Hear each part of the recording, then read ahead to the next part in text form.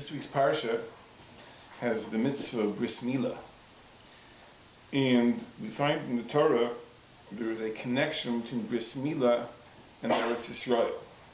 That in the parsha of bris milah, Hashem says, "V'akimosi es brisi," I will establish my covenant b'ni u'beinecha, between myself and yourself, u'bein zarocha acharecha l'doros l'bris olam, and with your children to follow, as an eternal covenant. And the next pasuk says, "V'nosat l'cha u'lezarocha acharecha es eretz megurecha." I will give you and your children the land in which you lived. Eis kol eretz Canaan lachuzas olam, the land of Canaan as an eternal inheritance. V'yisi lochem le'elokim, and I will be for you as a God. So there's a connection between bris milah and Eretz Yisrael. In fact, the halacha bears this out. The Gemara in Bereshis, and that Memches, discussing the Birchas Hamazon, says that in the second bracha of LECH-LECHA, wherein we thank HaKadosh Baruch Hu for the gift of Eretz Yisrael, the halacha is tzarech sheyizkar by bris. There's an obligation to mention bris milah in that bracha. That's what we say. We thank HaKadosh Baruch Hu for Eretz Yisrael. V'al brischa shechasamta b'v'sareinu. We thank HaKadosh Baruch Hu for the bris milah as well. We also thank HaKadosh Baruch Hu for the Torah there. The Gemara says, also tzarech sheyizkar bo Torah. Al terascha shli maratana. So why is it in the bracha of Birchas Haaretz, when you thank HaKadosh Baruch Hu for Eretz Yisrael, you have to mention bris milah and Torah? So Rashi says, because the gift of Eretz Yisrael is in the schus of bris milah and in the schus of Torah. And the proof Rashi brings that Eretz Yisrael is in the schus of milah comes from this parsha, from these psukim, that Hashem says, I will establish the covenant and I will give your descendants the gift of Eretz Yisrael. It's interesting that the other half of it, which is that Eretz Yisrael comes from the schus of Torah, is not quite as clear. There Rashi brings a different pasuk, which says, Kol ha-mitzvah asher anochi mitzavcha hayom tishmur lasos, that all the mitzvahs I command you, you should guard and observe. L'man tichyu, in order that you should live, revisem, and you should grow, uvasem v'vishtem ha'aretz, and come and inherit the land. And the problem is that pasuk is not referring to learning Torah at all. It's referring to observance of the mitzvahs in a general sense. So how do we understand from that pasuk that Eretz Yisrael comes in the schus of Torah, which l'chara means learning Torah, as we say, al terascha shli maratana, the Torah that you taught us? Perhaps we'll come back to that. But in any case, that connection between bris milah and Eretz Yisrael is explicit in the Gemara. It's very interesting. Zayar, in this week's parsha, the Zayar is commenting on the pasuk in Yoshua that just after the Jews crossed the Jordan into Eretz Yisrael, HaKadosh Baruch Hu told Yoshua, Aseh locha charvos tzurim, make stone knives, v'shuv moil es b'nei Yisrael shenis, and circumcise the Jews again. And the pasuk explains, because during the 40 years in the Midbar, bris milah wasn't practiced, so the generation that was circumcised in Mitzrayim had already died out, and the new generation that was born in the Midbar was not yet circumcised. So HaKadosh Baruch Hu gave Yoshua a command to perform the circumcision. So the Zayar says that HaKadosh Baruch Hu told Yoshua, says, you think you're going to conquer Eretz Yisrael with people that aren't circumcised? It's not going to work. So first you have to be malbim, then you can conquer Eretz Yisrael. So again, we see this connection between bris milah and the possession of Eretz Yisrael. There's a Gemara in Maseches Nedarim that raises the stakes and says that bris milah and Torah are even more important than that. The Gemara brings a pasuk in Yirmiyah which says that im lo brisi yomim v'layla, if not for my covenant, day and night, chukos shamayim v'aretz leisamti, I would not have placed the laws of heaven and earth in place. In other words, it is only in the merit of the covenant that the laws of nature function. Im lo brisi, if not for my covenant, Yom V'Layla, which is operative day and night, Chukah Shemai V'Aretz Lo Yistamtei, would not have placed the laws of nature into effect. So the Gemara brings a machlokas there. What is the reference when it says brisi, the covenant? So one opinion is, Rebbe says, Ilmole bris mila, if not for circumcision, lo niskaimu shemayim v'aretz, heaven and earth would not be sustained. Because when it says in the pasuk brisi, it's only in the schus of the covenant that chukah shemayim v'aretz, the laws of nature function. It's a reference to bris mila. The other opinion, Rabbi Eliezer, is that it refers to Torah. The brisi there is a reference to Torah, and if not for Torah, lo niskaimu shemayim v'aretz. So again, we have these two together, bris and Torah, but it seems the stakes are so much higher. From the Gemara in Brachas, it seems to say that, okay, if you have bris and Torah, you merit Eretz Yisrael. If you don't have bris and Torah, you don't merit Eretz Yisrael. But you can continue living outside of Eretz Yisrael. The Gemara in the Darchei seems to say it's much more serious, that if not for bris and Torah, the entire world would evaporate. The whole world would disappear. That the very laws of nature only operate in the merit of bris milah and the merit of Torah. So how do we understand the two Gemaras? Why is it that in the Gemara in the Darchei, the stakes are so much greater? That if not for bris milah, if not for Torah, the entire world wouldn't exist. And the Gemara in Brachas, it simply is that if not for bris milah and Torah, we wouldn't merit Eretz Yisrael. But it seems our continued survival wouldn't be jeopardized. So the question is, what are the dividends of bris and Torah? Is it simply to get Eretz Yisrael, or is it our very survival on planet Earth is conditional on bris and Torah? The question really is an even deeper question. There's an observation the Ramban makes in this week's parsha, that this promise of Eretz Yisrael, which is in exchange for the bris milah, is really the fourth promise in the parsha that Hashem makes to Avram to give him Eretz Yisrael. There are 4 different times in the parsha where HaKadosh Baruch Hu promises him Eretz Yisrael. First, when he first arrives in Eretz Yisrael, and he comes to the vicinity of Shechem, so it says, Vayera Hashem al Avram, Hashem appeared to Avram, Vayomer, and he said, L'zarocha atein es ha'aretz hazos, to your seed I will give this land.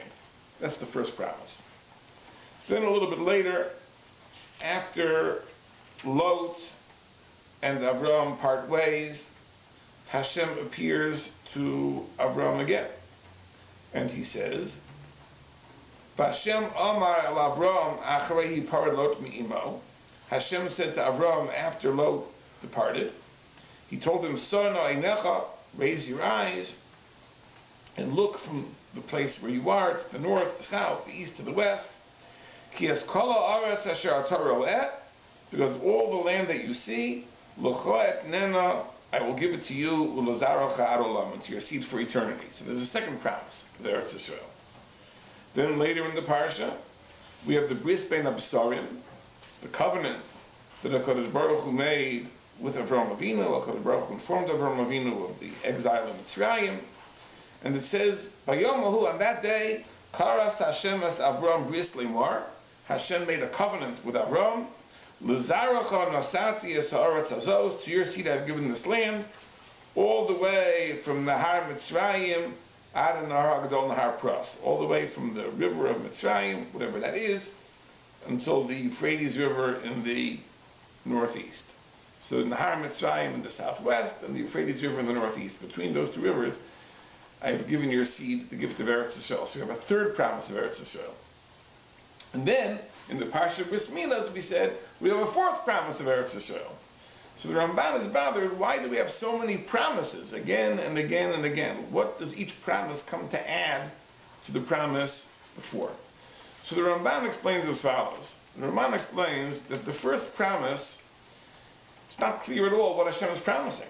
Hashem says, L'zarocha atein es ha'aretz hazos, to your seed I'll give this land. What does this land mean? Is it to be understood in a broad sense, in a narrow sense, just the general vicinity of where Avram was at the time? So the first promise is not clear at all. In the second promise, HaKadosh Baruch Hu adds two things. First of all, he tells Abraham that I'm going to give you the land as far as you can see. Look to the north, the south, the east, the west, as far as you can see, it's yours.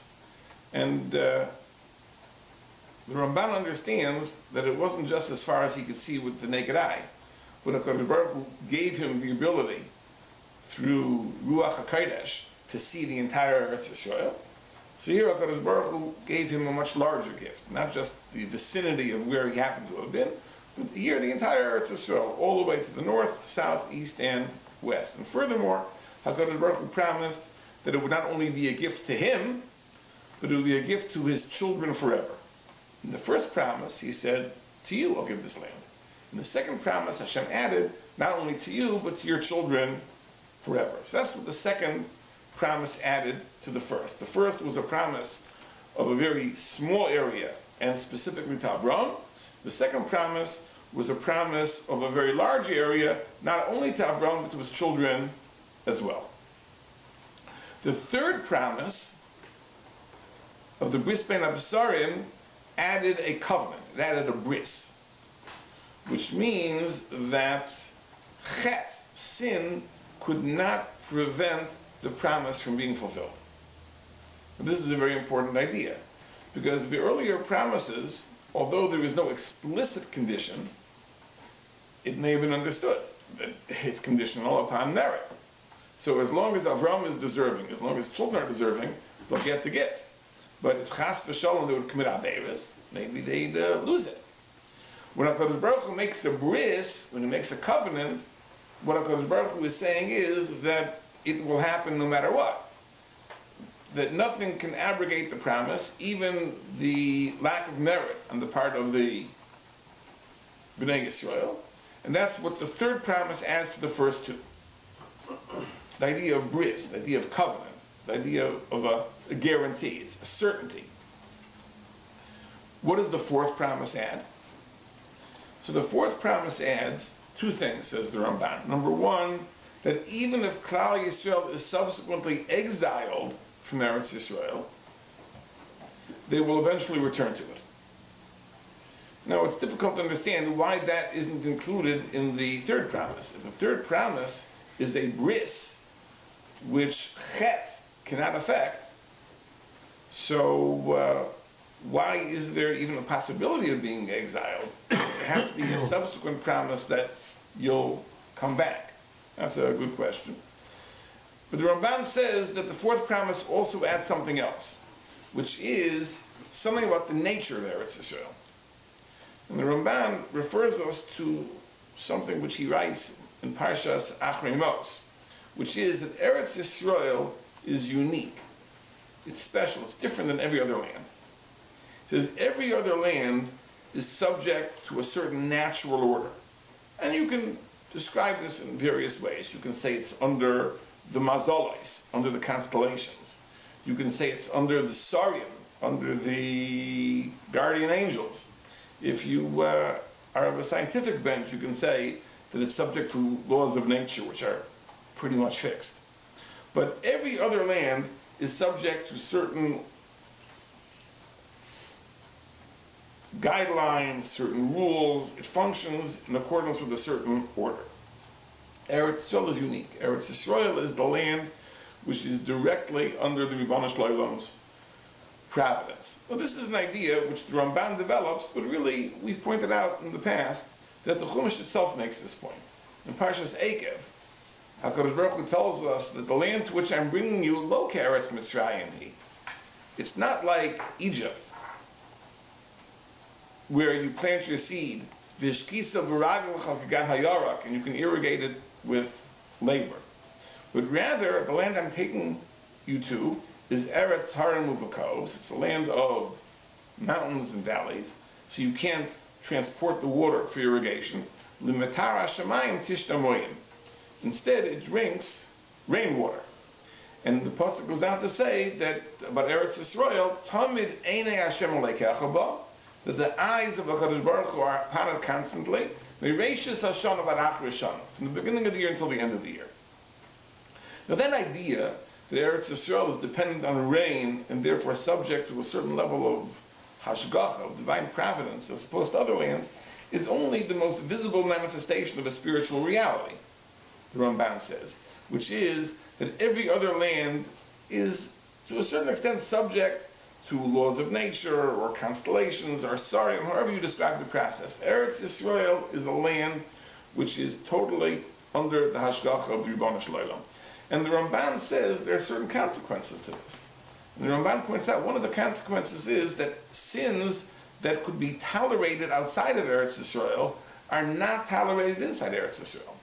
So, for example, the pasuk says that the nations that occupied Eretz Yisrael before Klal Yisrael came were expelled because of the sin of Gilui Arayos. Hashem warns us that we shouldn't commit the Arayos, resulting in the land vomiting us out, just as it vomited out the nations that were there before you. And the idea is that the earlier nations were expelled by a spiritual force because they committed Gilui Arayos. As the Ramban points out, the Gilui Arayos is not one of the mitzvahs atluyas baretz. It's not one of the mitzvahs that's bound to Eretz Yisrael. It's equally forbidden outside of Eretz Yisrael. But the point is that a sin which could be tolerated in other lands which function in accordance with laws of nature cannot be tolerated in Eretz Yisrael, which is the land which is directly under HaKadosh Baruch Hu's providence. And the Ramban explains in that long piece that the reason Eretz Yisrael is unique is because since this was the land that was destined to be the portion of Klal Yisrael, therefore HaKadosh Baruch Hu chose it to be directly under his guidance and supervision. Now, the Ramban says in our parsha that is really what the fourth promise adds. The fourth promise adds that LECH-LECHA, that it's not just you will possess Eretz Yisrael like every other land, but rather that Eretz Yisrael will be subject to my direct providence. And that's a chidush which only is added in the fourth promise. Meaning, in the first three promises, okay, we're given the gift of Eretz Yisrael. But Eretz Yisrael is like every other land. It happens to be our land, but it's not unique or special in any way. The fourth promise is that, related to Bris Milah, is this idea that Eretz Yisrael is something special. It's subject to a special hashgacha, a special providence, which other lands aren't subject to. But if so, the question we posed earlier, the contradiction between the Gemara in Brachas and the Gemara in Nedarim, becomes a much deeper question. If the Gemara in Brachas tells us that we merit Eretz Yisrael in the schus of Bris Milah, what are we talking about? What aspect of Eretz Yisrael? We know there were three promises made to Avraham Avinu before he was given the mitzvah of Bris Milah. It means specifically this aspect of Eretz Yisrael, that Eretz Yisrael is unique, it's special, that it's a place of divine hashgacha, divine providence. On the other hand, what does the Gemara in Nedarim say? That what does Bris Milah bring about? Chuko Shemayim V'Aretz. That Eretz Yisrael is not the question. It's Chuko Shemayim V'Aretz. It's the laws of nature. The laws of nature are contingent upon Bris Milah and Torah. So it seems a very blatant contradiction. On the one hand, it seems to say that Bris Milah and Torah give us the special, unique characteristic of Eretz Yisrael, which is precisely that it's not subject to the laws of nature. And on the other hand, the Gemara in Nedarim seems to say that it's the laws of nature themselves which are contingent on Bris Milah and Eretz Yisrael. So it's not just a question of whether the stakes are smaller or larger. The question is, what does Bris Milah do? Does Bris Milah give us the gift of Eretz Yisrael, which is a hanhaga, which is beyond nature? Or to the contrary, does Bris Milah somehow sustain the laws of nature, which is the idea of Chuko Shemayim V'Aretz? Let's talk a little bit about Bris Milah in a general sense. What is the idea behind Bris Milah? The Sefer HaChinuch writes that Bris Milah is the perfection of the human body. In other words, the human body comes naturally imperfect to allow man the opportunity to perfect himself. And this is based on a famous medrash, it's Medrash Tanchumen Pashas Tazria, that the medrash says that Turnas Rufus Harasha, the wicked Turnas Rufus, asked Rabbi Akiva a question that what is more beautiful, the works of God or the works of man? Now Turnas Rufus expected that the answer should be the works of God are more beautiful, and that would have been the lead up to the question. So if so, the uncircumcised male should be considered more perfect than the circumcised male, because the uncircumcised male is the work of God, the circumcised male is the work of man. So Rabbi Akiva gave him an answer which he didn't expect. Rabbi Akiva said, the works of man are more beautiful. Because you see that what do people eat? People don't eat raw kernels of wheat. People eat bread. So you see that the works of man are more beautiful than the works of God. Now, Turnas Rufus wasn't happy to hear that, and he argued with Rabbi Akiva, and Rabbi Akiva finally made the point that Torah was given, the mitzvahs were given, to allow man the opportunity to perfect himself. And therefore, it's in fact true that man's works are more beautiful than God's works. Because God limited himself, God created the world in an imperfect way to allow man to have this opportunity. So the circumcised male is more perfect than the uncircumcised male. This is what the Medrash says, and that's what the Chinuch says. The Chinuch says that this is meant to be a remez. It's meant to be a hint to a very, very important idea, which is that in the same way that we can perfect our bodies through the surgery of bris milah, we can also affect and improve and perfect our intellects and our souls through religious experience. So it's meant to be a reminder that in the same way that HaKadosh Baruch Hu created us imperfect in a physical sense to allow us the opportunity to perfect ourselves, we can perfect ourselves in a spiritual, intellectual, moral sense as well, learning Torah, doing mitzvahs, and so on and so forth. But it's even deeper than that. The LECH-LECHA brings the idea that the bris milah really corresponds to a circumcision of the heart, which the Pesukim speak about. The Pasuk says, "Umal Hashem LECH-LECHA es levavcha." In Mashiach's time, God will circumcise our heart. The Pasuk even charges us with that mission. "Umaltem esar las levavchem." You should circumcise your own heart. Now, the idea being that there's a correspondence between the milah of the flesh and the milah of the heart, and not in a simply symbolic sense. It says the LECH-LECHA in a real sense. He says that somehow the milah sabasa, the circumcision of the flesh, which is a milah chitzonis, it's an external, superficial milah, somehow facilitates the milah salev. It facilitates the internal, the spiritual circumcision. Now, just to bring this a little bit down to earth, let me see if I can bring it out with a mashal. As we all know that souls are very, very lofty, holy entities. And yet, when a baby is born, it has such a lofty, powerful soul, and yet there's very little that the baby can do. Can't talk, can't walk, can't think very complex thoughts. So what is that? How does that develop over time? Is that development because the soul grows or the soul develops? No, the idea is as follows. There's an interaction between the body and the soul. In other words, the body is really a constraint on the soul. The soul has great power, intellectual power, spiritual power, but it's imprisoned, so to speak, in an undeveloped body. And accordingly, there's very little the soul can do because its tools, the tools that the body would provide, are undeveloped.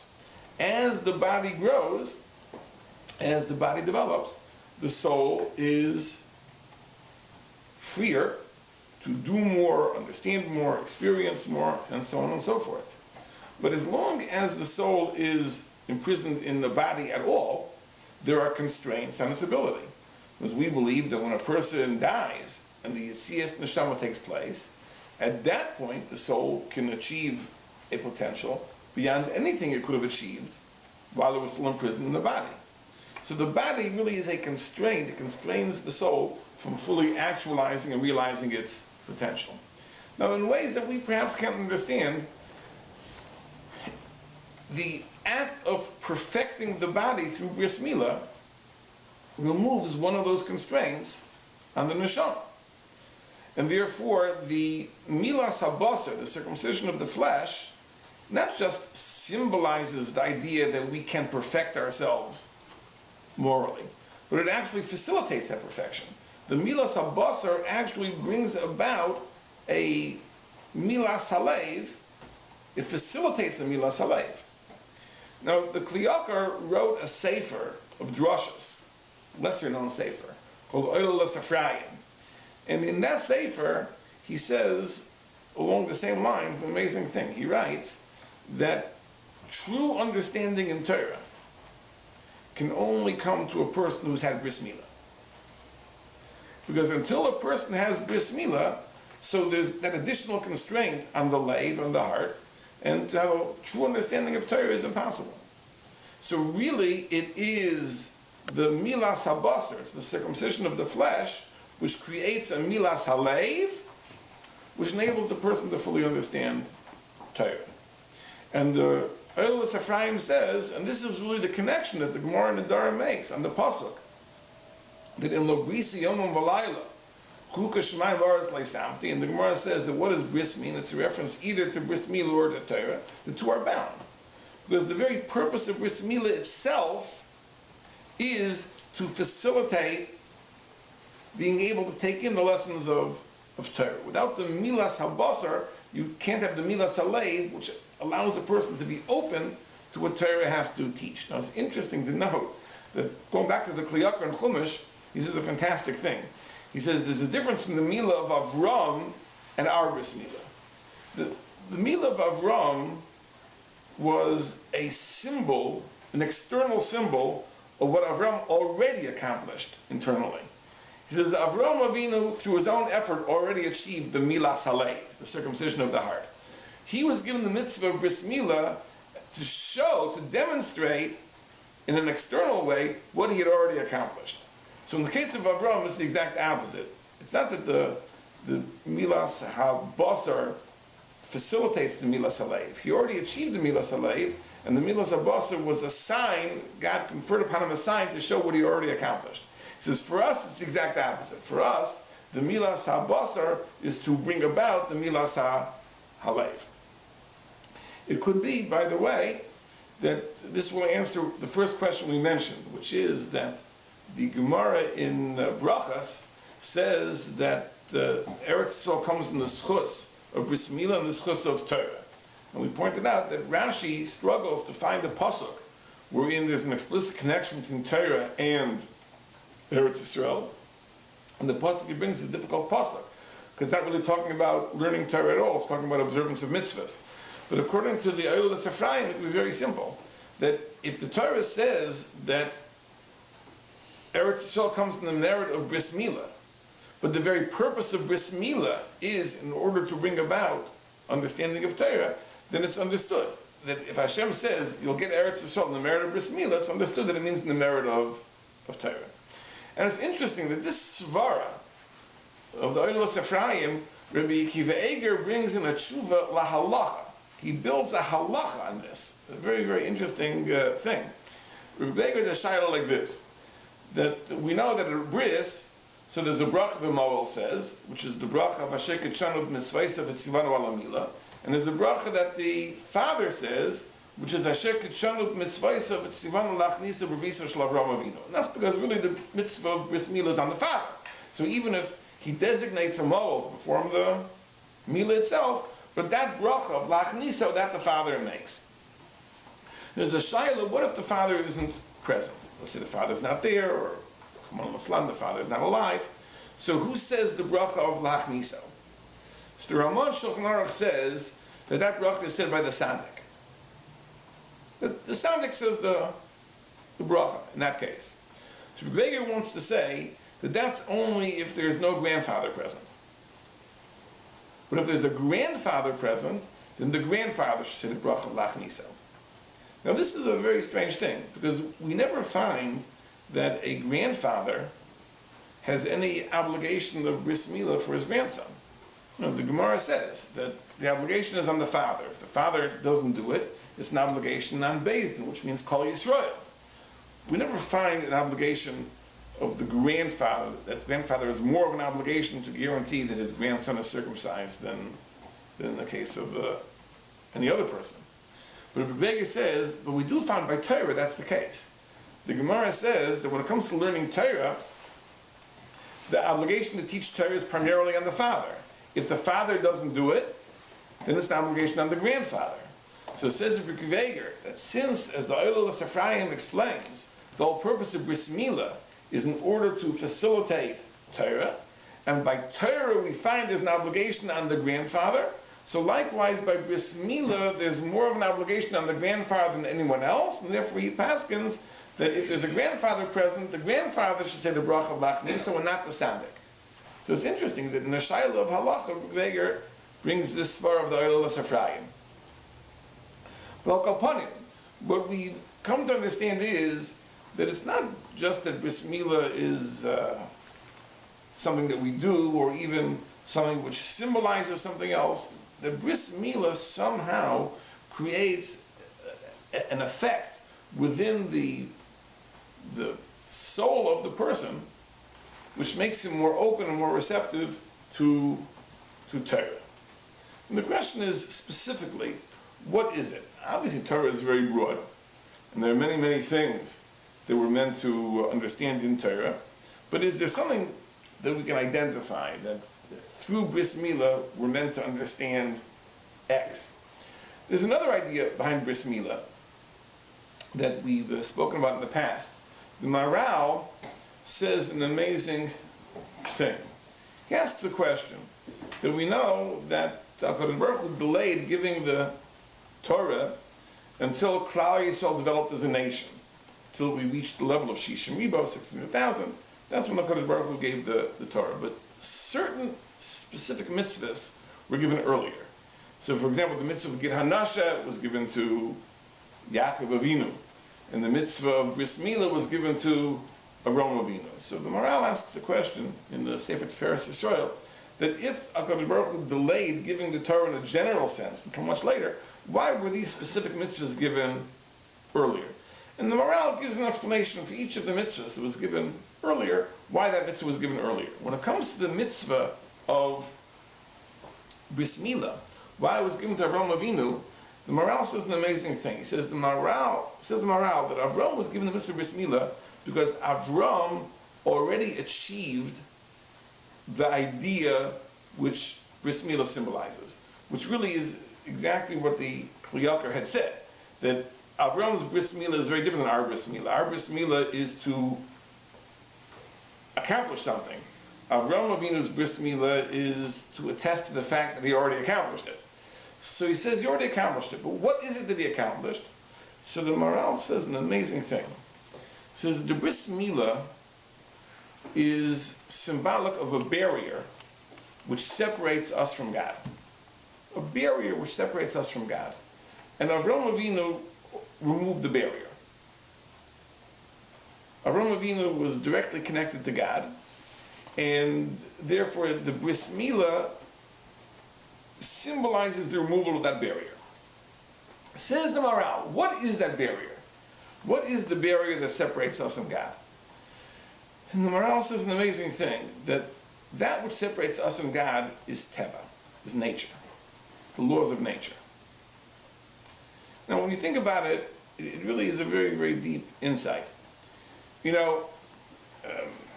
Cosmologists like to say that the world was created in the Big Bang 15 trillion years ago, and we don't know exactly what happened in the first several microseconds, but after that point, everything unfolds in accordance with inviolate laws of nature. And we can describe that entire process. After the first few seconds, few microseconds after the Big Bang, everything falls into place. What are they really coming to say? What they're really coming to say is that even if we grudgingly have to accept the existence of a God, because we can't explain how the Big Bang started, what exactly exploded. Says, but we can marginalize God. We can say that his involvement was only for those first several microseconds. Beyond that point, everything is in accordance with fixed laws of nature, which means that nature and its fixed laws mediate between us and God. Because we relate to the world, and God, in a sense, started the process of creation off, but we have no direct connection to him. He dealt with the world, we deal with the world. The world mediates between us. Just to give a mashal, I once illustrated this idea with there's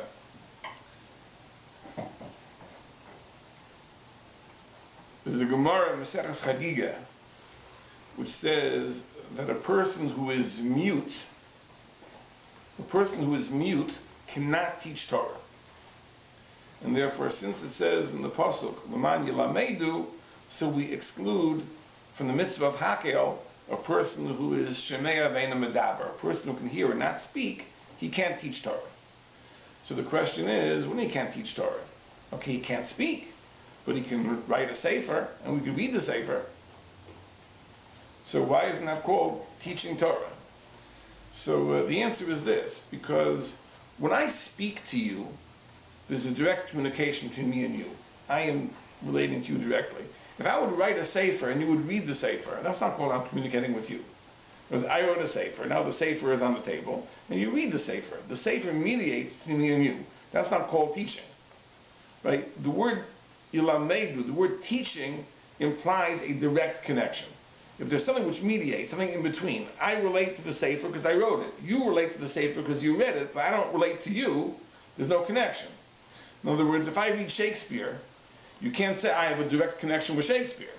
Shakespeare wrote his plays hundreds of years ago. I'm reading his plays today. So it's true that I am relating to the thing that he wrote, but I'm not relating to him. That's not called he's teaching me. It's likewise, as if you buy into the concept of teva, there are fixed laws of nature which are inviolate. There's no hashgacha, there is no providence, there's no divine involvement. So you are relating to a world which has certain fixed laws. God may be the ultimate cause of those laws, but there is no connection between the two of you. Therefore, there's a barrier. There's a barrier which separates you and God. Avraham Avinu broke down that barrier. Avraham Avinu, in his life, understood that we live in a world which is not a world merely of God's creation, but it's a world which God manages, which he micromanages, which he controls, which he directs, which he guides to its destiny. That is the nature of the world in which we live. And therefore he broke down the barrier between himself and God, and accordingly he was rewarded with the symbol of that removal of the barrier, which is of course bris milah, which is the removal of the separation from the male organ.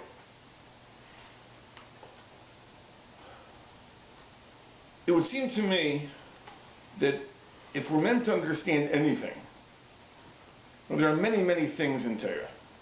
There are many mitzvahs in Torah, there are many very profound ideas in Torah. But if there's any one idea that we're meant to understand from Torah, it is exactly this: that we live in a world which God is running. That it isn't a world that God created but withdrew from.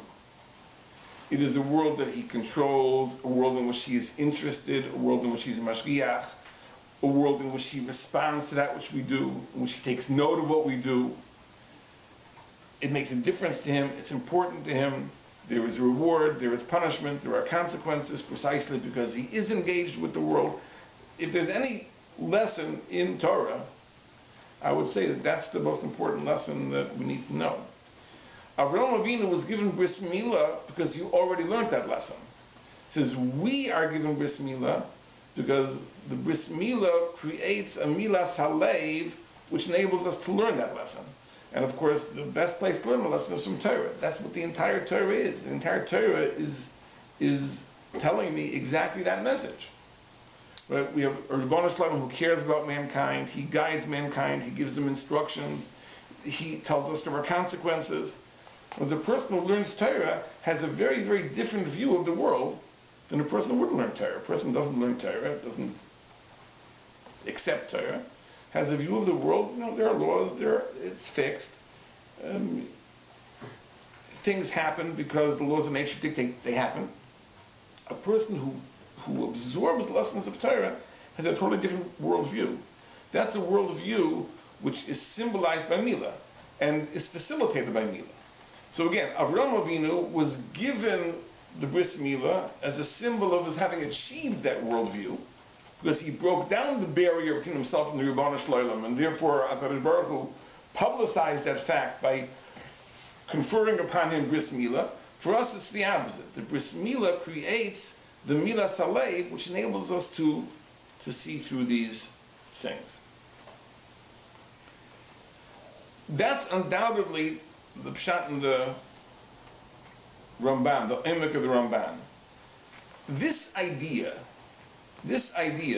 that we live in a world which God controls, which is not subject to the laws of nature, in the sense that it is guided by inviolate laws, is something which is especially true and especially perceptible in Eretz Yisrael. Whereas in Eretz Yisrael, this is something which is unique, more apparent. How are we zoichet to Eretz Yisrael? We're zoichet to Eretz Yisrael through Bris Milah and through Torah. In other words, Bris Milah, which facilitates Torah, and Torah, which facilitates this understanding, gives us the bracha of Eretz Yisrael. Now let me explain why you need to have the schus to have Eretz Yisrael. We know that this world really is a world of testing. We are put in this world to be tested. And one of the great tests of this world is exactly this point. To what extent are we going to recognize that God is mashgiach, and God does control the world, and God is involved, and to what extent are we going to deny it? There's a famous Gemara in the Maseches Tainis. The Gemara in Tainis says that Rabbi Chanina ben Dosa was a person who was melumad b'nisim. Miracles happened to him on an ongoing basis. Once his daughter made a mistake. His daughter, instead of putting oil in the lamps on Friday, put in vinegar. And it was a mistake. So she didn't know what to do. She removed the vinegar and replaced it with oil, so she asked her father. So Rabbi ben Dosa said, no, Misha Omar l'shem v'yadlik, Yom l'chometz v'yadlik. The same God who said that the oil should burn would say that the vinegar should burn, no problem. So she lit the lamps, and in fact the vinegar burnt. Vinegar, b'derech hateva, doesn't burn. Rav Dessler explains that what is the idea of this Gemara? The other Gemara is like this, that we live in a world which seems to function in accordance with fixed laws of nature. And that's really a test. The test is, are we going to see through it, see beyond it, or are we going to be fooled into thinking that it really is that way? Says Rav Dessler, once a person passes the test, then he doesn't have to be subject to it anymore. Rabbi Chanina ben Dosa, who already passed the test and understand, it's all an illusion. Because Misha Amal L'Shemen V'Yadlik, Amal L'Chometz V'Yadlik, the same God who said that oil will burn, will say the vinegar will burn, once he passed the test, the vinegar in fact would burn. Now there's a story that's told that a person came to the Chazon Ish and asked the Chazon Ish, why don't we see open miracles nowadays? Why don't we see open miracles nowadays? And the Chazon Ish says that a person who wants to see open miracles will see open miracles. So if you don't want to see them, you won't see them. He says, but if you want to see them, you'll see them. He told a story about himself, that when he finished writing one of the volumes of the Chazon Ish, he was in a certain Beis Medrash. This was during the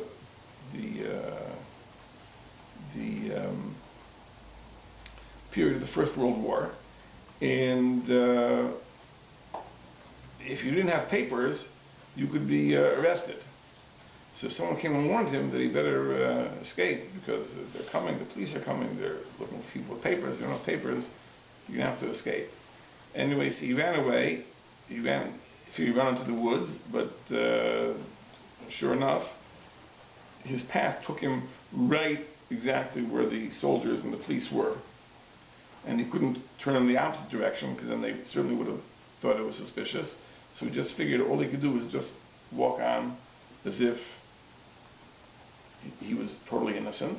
And he walked through, and the soldiers were totally oblivious to him. They didn't even notice him. And he understood that it was only in the schus of the Sefer who just finished writing. But Al Kapanim, he said that if a person who wants to see miracles, who can experience miracles all the time, says we don't want it, because we want to live in a world which we think is guided in accordance with laws of nature. If you live in such a world, then if you are clever and you can harness the laws of nature, perhaps you can get by.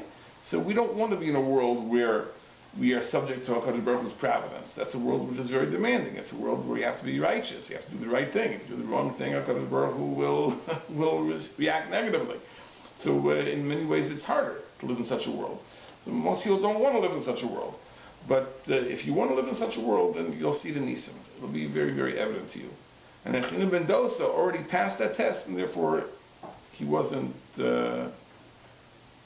required to be subject to those laws of nature anymore. And that's the idea, that Eretz Yisrael is the place where you can experience Hashgacha. Tamid einei Hashem LECH-LECHA b'Bereshis Hashanah v'Arach Rishon. But you have to want it. So if a person has Bris Milah and he has Torah, and that means that he absorbs the lessons of Bris Milah and Torah, so then he can be Zeichet Eretz Yisrael and experience this level of Hashgacha. But it's important to know that if it wasn't for the fact that we could pass this test, HaKadosh Baruch Hu wouldn't subject us to this test. And that's true about all Nisyonos. Every Nisyon that HaKadosh Baruch Hu gives us is only because we can pass it. If we wouldn't be able to pass it, HaKadosh Baruch Hu wouldn't give it to us in the first place. So that's what the Gemara says in the Darim, that im lo brisi yomim v'layla, if not for bris milah, if not for Torah, chukah shemayim v'aretz lo samti, there wouldn't be laws of nature. The laws of nature which conceal the Ribono Shel Olam would not have been in place unless the means of overcoming that concealment existed. So since we have bris milah, since we have Torah, therefore HaKadosh Baruch Hu says, now I can place laws of nature in place. So the point of the Gemara is not that without Bris Milah, without Torah, we would experience sudden death. The point of the Gemara is much more subtle. That if not for Bris Milah and Torah being the ways of seeing through that illusion of Teva, the illusion of Teva itself wouldn't exist. Chukah Shemaim V'Aretz Lo Samti. HaKadosh Baruch Hu made those chukim of Teva, those laws of nature, as a way of testing us, but He only made a way of testing us because we can overcome the test. If we overcome the test, we're Zoicha to the Bechina of Eretz Yisrael. There's a very interesting Zayar in the end of Parshas Vo'era. The Zayar says that Yishmael, the Sar of Yishmael, the Malach of Yishmael, came to the Ribono Shel Olam and said, listen, that Yishmael also practiced Bris Milah. So why shouldn't they merit Eretz Yisrael too? That's a very cogent argument. So HaKadosh Baruch Hu has to concede. HaKadosh Baruch Hu says, okay, I'll tell you what, that when Eretz Yisrael is empty, when Jews aren't there, you will have the right to occupy Eretz Yisrael. And the Zohar says, and this is why in the period that Jews were not present in Eretz Yisrael, the Yishmaelim took over, and it says in the Zohar that when the Jews will want to come back, it will be difficult, because they first will have to displace the Yishmaelim, and that won't happen until the schus of the Yishmaelim runs out. And how long will that be? Now, somebody I saw misquoted the Zohar. Right? It's an amazing thing. And someone quoted the Zohar saying, this made it up out of thin air, that the Zohar says that the Yishmael will be present in Eretz Yisrael 100 years for every year of Yishmael's life until he was circumcised. I saw someone quote this Zohar. There's no such Zohar, right? But someone quoted the Zohar, and therefore made the argument as follows: that the Muslims conquered Eretz Yisrael in the year 648, which is a fact, and 1,300 years later is the year 1948. And that's 100 years for each of Yishmael's 13 years till he was circumcised. and that's when the schus of the Yishmaelim were exhausted, and that's when the Jews were able to establish a state in Eretz Yisrael, which would be very clever, except for the fact that there's no such Zohar that says that. A person apparently made it up, and it's quite clever. But the Zohar does say this, that the Jews will not be able to go back into Eretz Yisrael until the schus of the Yishmaelim is exhausted. And the Zohar says the following lashon. It says that they'll be able to occupy Eretz Yisrael as long as Eretz Yisrael is empty, because their bris milah is also empty. That's the lashon of the Zohar. Since their bris milah is empty, so they can occupy Eretz Yisrael as long as it's empty. But once the Jews come back, so their bris milah doesn't allow them to occupy Eretz Yisrael. So what is this idea that the bris milah of the Yishmaelim is empty? Now the answer is very pashut, as we explained. That bris milah, it's not the bris milah itself, what the bris milah does, it's what the bris milah facilitates. The bris milah facilitates an understanding which comes through Torah. The simple act of cutting one's flesh, right, is an empty act. In other words, you've gone through the physical motions of it, but you haven't gotten out of it, you haven't used it in the way it's meant to be used. So the Rebbe says, okay, it's an empty act of bris milah, so you can marry Eretz Yisrael as long as it's empty. Right? But once the Yidden want to come back, then obviously you don't have the right to it.